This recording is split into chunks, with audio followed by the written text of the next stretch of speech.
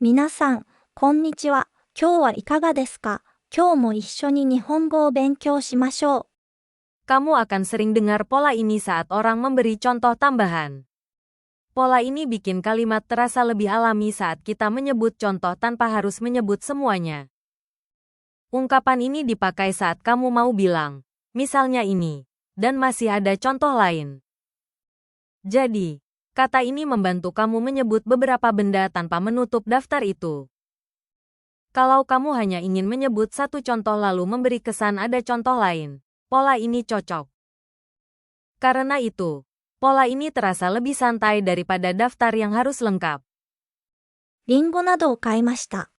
リンゴ Artinya, apel, など artinya, dan sebagainya.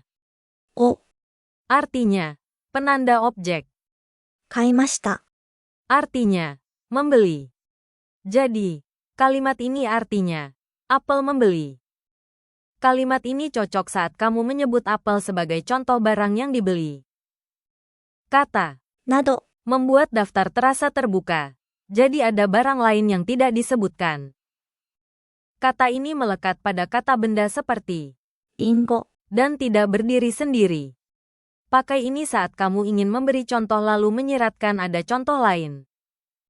Di kalimat ini, など berada setelah kata benda dan sebelum penanda objek.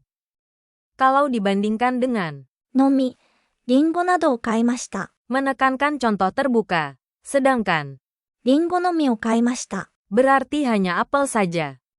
Kalau diganti menjadi リンゴを買いました。 artinya hanya saya membeli apel, tanpa kesan ada contoh lain. Pelan-pelan dulu, lalu ulangi pola ini bersama aku. みかんなどを買いました。みかん Artinya, jeruk, など artinya, dan sebagainya. を Artinya, penanda objek. 買いました。 Artinya, membeli. Jadi, kalimat ini artinya, jeruk membeli. Sekarang contoh bendanya diganti, tetapi polanya tetap sama. Kata など tetap menandai bahwa みかんただこれ satu contoh dari beberapa barang. Kata ini menempel pada kata benda, jadi cocok dipakai setelah. みかん Pakai ini saat kamu ingin memberi contoh yang lebih dari satu kemungkinan. Di kalimat ini, など berada di tengah antara kata benda dan penanda objek. Kalau dibandingkan dengan だけみかんなどを買いました。 masih membuka kemungkinan benda lain, sedangkan みかんだけを買いました。 berarti hanya jeruk. Kalau diganti menjadi みかんを買いました。 maknanya hilang unsur contoh tambahannya. Sekarang coba bayangkan benda lain yang bisa kamu ganti di pola ini.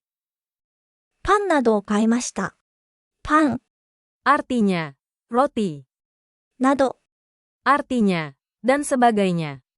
を Artinya, penanda objek. 買いました。 Artinya, membeli. Jadi, kalimat ini artinya, roti membeli. Contoh ini mudah dipakai karena kata bendanya sangat umum. Kata など membuat パン terdengar seperti satu contoh dari daftar belanja. Kata ini melekat pada benda yang disebut duluan, lalu kalimatnya berlanjut ke pola beli. Pakai ini saat kamu ingin memberi kesan daftar belanja masih ada lanjutannya. Di kalimat ini, など berada setelah パン dan sebelum. を Kalau dibandingkan dengan だけパンなどを買いました。 terdengar seperti roti dan mungkin benda lain, sedangkan パンだけを買いました。 berarti hanya roti. Kalau diganti menjadi パンを買いました。 kalimatnya tetap benar, tetapi nuansa contoh tambahannya hilang. Coba ulangi pola ini dengan benda yang kamu kenal. Ini contoh yang sangat dekat dengan suasana toko. Kata など membantu お菓子 menjadi contoh, bukan satu-satunya barang. Kata ini menempel pada kata benda, jadi posisinya selalu dekat dengan benda yang disebut. Pakai ini saat kamu ingin memberi contoh barang belanja tanpa menutup daftar. Di kalimat ini, など berada setelah kata benda dan sebelum. を Kalau dibandingkan dengan だけお菓子などを買いました。 masih membuka kemungkinan camilan lain. Sedangkan お菓子だけを買いました。 menutup daftar itu. Kalau diganti menjadi お菓子を買いました。 kalimatnya benar, tetapi kesan contoh tambahannya berkurang. Sekarang kamu coba buat satu kalimat sendiri dengan pola yang sama. Sekarang kita lihat situasi kecil di toko. リンゴなどを買いました。パンなども買いました。Dua kalimat itu menunjukkan daftar belanja yang masih terbuka. Di toko, pola ini enak dipakai saat kamu menyebut barang contoh saja. Jadi, kamu tidak perlu menyebut semua barang satu persatu. Coba ikut ucapkan satu kalimat contoh dengan benda yang kamu pilih. Kalau kamu siap, ganti saja bendanya dan pertahankan polanya.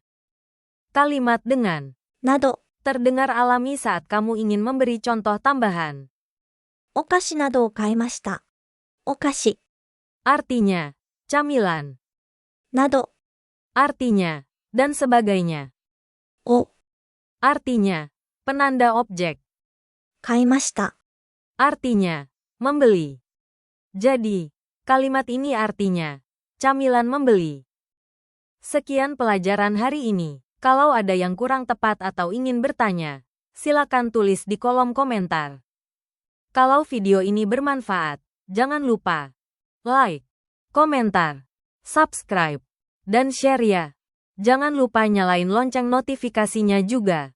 Biar nggak ketinggalan pelajaran berikutnya, ya. 見てくれてありがとう。また次回会いましょう。